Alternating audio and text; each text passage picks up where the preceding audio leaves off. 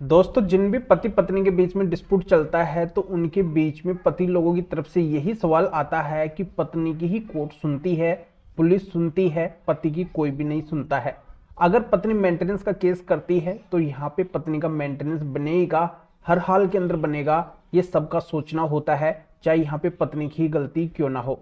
तो आज के वीडियो के अंदर मैं आपको 5 ऐसी शर्तें बताने वाला हूं। इन शर्तों को अगर पत्नी पूरा करती है तभी उसको मेंटेनेंस मिलेगा, अन्यथा उसको मेंटेनेंस बिल्कुल भी नहीं मिलेगा। तो ये 5 महत्वपूर्ण शर्तें कौन सी है जिनको पत्नी को फॉलो करना बहुत ही जरूरी है, यही पूरी जानकारी इस वीडियो के अंदर मैं बताने वाला हूं। इसलिए ये वीडियो पति और पत्नी दोनों के लिए बहुत ही महत्वपूर्ण है। अंत तक वीडियो को देखना है, तभी पूरी जानकारी समझ में आएगी। क्योंकि आपको अच्छे से पता है, कभी भी आधे अधूरे वीडियो से जानकारी समझ में नहीं आती है, इसलिए पूरी जानकारी के लिए वीडियो को बिल्कुल अंत तक देखना होता है। और ये आपका अपना चैनल है, इसको अगर आप अब तक सब्सक्राइब नहीं करे हैं तो पहले इसको सब्सक्राइब भी कर दीजिए और साथ में बेल आइकन को भी दबा दीजिए। तो चलिए शुरू करते हैं। तो वेलकम दोस्तों, मैं हूं आपका अपना एडवोकेट जितेंद्र। तो दोस्तों, यहाँ पे मैं क्लियर करने वाला हूं कि यहाँ पे फाइनल मेंटेनेंस नहीं है, इंटरिम मेंटेनेंस से भी आप बच सकते हैं, एलिमनी से भी आप बच सकते हैं। तो यहाँ पे पत्नी के लिए अनिवार्य है, ये कंपलसरी है। और आप लोगों को पता नहीं है कि इन शर्तों को पत्नी को पूरा करना ही होता है, पर यहाँ पे पत्नी इन शर्तों को पूरा नहीं करती है, आपको पता नहीं होता है, तब भी पत्नी का मेंटेनेंस बन जाता है। तो आपको क्या करना है, अडिग रहना है कोर्ट के अंदर इन बातों के ऊपर, इन शर्तों के ऊपर कि पत्नी इन शर्तों को पूरा करे तभी उसको मेंटेनेंस मिले, अन्यथा उसको मेंटेनेंस ना मिले। तो बहुत ही महत्वपूर्ण शर्तें हैं, एक एक करके मैं सारी शर्तें आपको इस वीडियो के अंदर बताऊंगा, पर आपको ध्यान से वीडियो को देखना है, कहीं से वीडियो को स्किप नहीं करना है। बहुत से लोग क्या करते हैं, वीडियो को बीच में स्किप करके चले जाते हैं, जिससे उनकी कोई भी जानकारी समझ में नहीं आती है, इसलिए अंत तक बने रहना है। तो इसमें पहली शर्त कौन सी आती है? पहली शर्त यह आती है, पत्नी को ये क्लियर करना होगा, ये साबित करना होगा कि उसका स्वभाव ठीक है, उसकी कोई भी गलती नहीं है।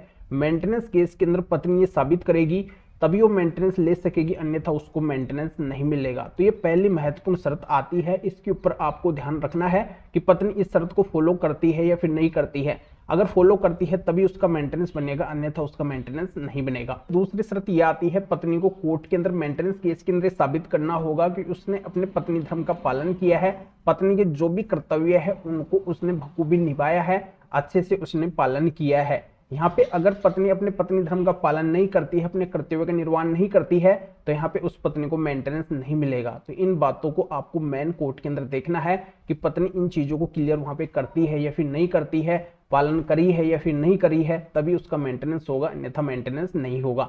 तो अच्छे से ये जानकारी भी आपके समझ में आ गई होगी। अब तीसरी महत्वपूर्ण शर्त ये आती है, पत्नी को मेंटेनेंस केस के अंदर इस शर्त को पूरा करना होगा, इस बात को साबित करना होगा कि वो अपनी मर्जी से पति से अलग नहीं रह रही है, पति के घर को छोड़ के अपनी मर्जी से अलग नहीं रह रही है, पति ने उसको मजबूर कर दिया है तब उसको अलग रहना पड़ रहा है, या फिर पति उसको नहीं रख रहे हैं। तो ये बहुत ही महत्वपूर्ण शर्त है, इस चीज का आपको विशेष कोर्ट के अंदर ध्यान रखना है कि पत्नी इस शर्त को पूरा करती है या फिर नहीं करती है। अब चौथी बड़ी शर्त यह आती है, पत्नी को मेंटेनेंस केस के अंदर इस बात को भी साबित करना होगा कि उसके पति की गलती है, पति की गलती के एविडेंस उसके पास में है। इन बातों को पत्नी कोर्ट के अंदर साबित करेगी कि उसके पति ही गलत है, तभी वो पत्नी पति से मेंटेनेंस ले सकेगी, अन्यथा पत्नी को मेंटेनेंस नहीं मिलेगा। पांचवी और अंतिम महत्वपूर्ण शर्त आती है, पत्नी को मेंटेनेंस केस के अंदर यह भी साबित करना होगा कि पति उसका भरण पोषण नहीं कर रहे हैं, उसको मेंटेनेंस नहीं दे रहे हैं। इस बात को अगर पत्नी कोर्ट के अंदर साबित करेगी तभी वो पत्नी पति से मेंटेनेंस ले सकेगी, अन्यथा उस पत्नी को मेंटेनेंस नहीं मिलेगा। तो ये जानकारी आपके अच्छे से समझ में आ गई होगी। जब भी मेंटेनेंस का केस फाइल होता है, पत्नी अगर इंटरिम मेंटेनेंस की डिमांड करती है, तो स्टार्टिंग के अंदर ही आपका मेन फोकस ये होना चाहिए, मजिस्ट्रेट साहब, जज साहब को अपनी तरफ आकर्षित करने का, इन शर्तों को वहां पे अच्छे से उनके सामने रखने का। अगर यहाँ पे आप इंटरिम मेंटेनेंस के अंदर भी इन शर्तों का खुलासा करते हैं तो आप पत्नी को इंटरिम मेंटेनेंस देने से भी बच सकते हैं, और फाइनल मेंटेनेंस से तो आप पूरी तरह से बच ही जाएंगे, क्योंकि आपका पूरा ट्रायल चलेगा। ट्रायल के अंदर आप अच्छे से विद एविडेंस साबित कर देंगे कि यहाँ पे पत्नी इन शर्तों को पूरा नहीं कर रही है, और पत्नी इन शर्तों को पूरा करेगी तभी उसको मेंटेनेंस मिलेगा, अन्यथा उसको मेंटेनेंस नहीं मिलेगा। तो अभी आपको करना क्या है, वीडियो को लाइक करना है और शेयर भी करना है, जो और लोगों तक ये जानकारी पहुंच सके। और भी अगर आपकी किसी भी तरीके की कोई भी कानूनी समस्या है तो स्क्रीन के ऊपर मेरे व्हाट्सएप नंबर शो हो रहे हैं, इसके ऊपर व्हाट्सएप मैसेज करके अपॉइंटमेंट बुक करवा के डायरेक्टली मेरे से कॉल के ऊपर बात कर सकते हैं। अपनी किसी भी तरीके की कोई भी कानूनी समस्या है तो उसका समाधान मेरे से जान सकते हैं। तो फिर आगे मिलेंगे आपसे न्यू टॉपिक के साथ में। आप सभी का बहुत बहुत धन्यवाद।